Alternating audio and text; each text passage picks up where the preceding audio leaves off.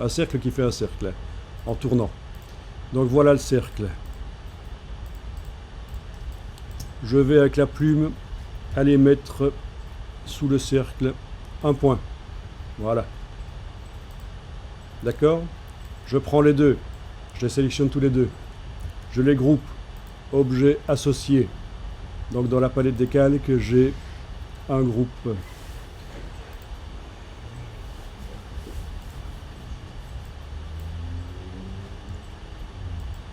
On a un groupe avec le point, là, et le cercle. Ok? C'est un groupe. Je travaille sur le groupe. Je vais lui mettre un effet de transformation. Effet, distorsion et transformation. Transformation. Je vais dire que je répète ça, par exemple, on va dire 11 fois par exemple, voilà, 11 copies, et je vais faire, alors, qu'est-ce que je dois faire? Difficile de réfléchir aujourd'hui. 360 divisé par 12, ça nous fait donc 30 degrés. Je vais donc faire 30 degrés de rotation. Voilà. Il est en train de tourner sur lui-même. Il y a 12 fois le cercle, puisque j'ai demandé 11 copies, l'original plus 11 copies. Et alors ici, il faut que je dise que le centre de rotation, c'est pas le centre du groupe, c'est le bas du groupe. Voilà. Et voilà. Et ensuite, ok, je vais mettre ça. En prenant le point, uniquement le point là, et en l'éloignant, on arrive à gérer comme ça la répétition. Ben oui, la rotation et la copie se fait sur le groupe, et si j'agrandis en quelque sorte la dimension du groupe en éloignant le point d'en bas, ben j'éloigne les répétitions du cercle. Voilà. Le cercle peut encore être sélectionné avec la flèche blanche plus pour sélectionner un objet qui fait partie d'un groupe, et on peut lui mettre ce qu'on veut, y compris des dégradés sur le fond, etc. Et des contours et tout ce qu'on veut, quoi. Évidemment. Voilà, c'est ça l'astuce. C'est vrai que c'est pas si évident que ça, parce qu'il faut penser qu'un des objets est invisible. Là, je fais CTRL Y pour passer voilà, en tracé seulement.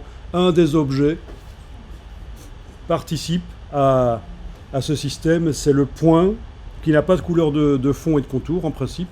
Tiens, il en a une, c'est pas bon. Il doit vraiment avoir une couleur de fond et de contour, le point qui est là, et c'est lui qui est vraiment utile quoi, dans le système là.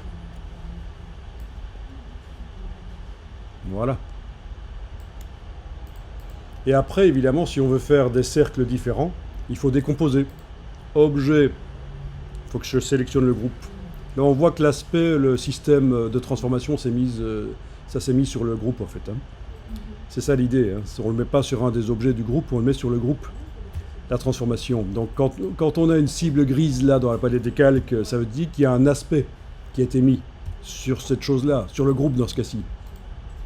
Et donc l'aspect, c'est la transformation ici en fait. Hein.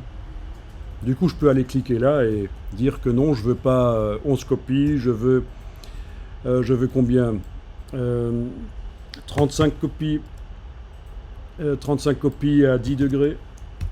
Voilà ce que ça donne. Le cercle, je le fais plus petit ou pas. Donc avec l'outil de transformation manuelle, je l'ai sélectionné avec la flèche blanche plus pour sélectionner uniquement le cercle, hein, pas le point. Voilà. Donc tout est possible. Et je disais, si on veut des cercles différents, il faut décomposer l'aspect. Objet, décomposer l'aspect. Mais il faut vraiment sélectionner le groupe, là, voilà. Objet, décomposer l'aspect. Du coup, là, plus possible d'aller modifier le nombre de répétitions, l'éloignement du point d'en bas par rapport... Mais alors, on peut aller sélectionner un ou plusieurs points et leur mettre des valeurs différentes, donc forcément. des choses différentes. Décomposer l'aspect crée réellement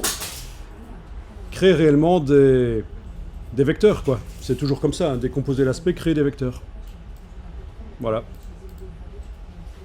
Oui, ça peut être sympa, hein. Ça permet de faire des choses. Voilà, ça répond à ta question.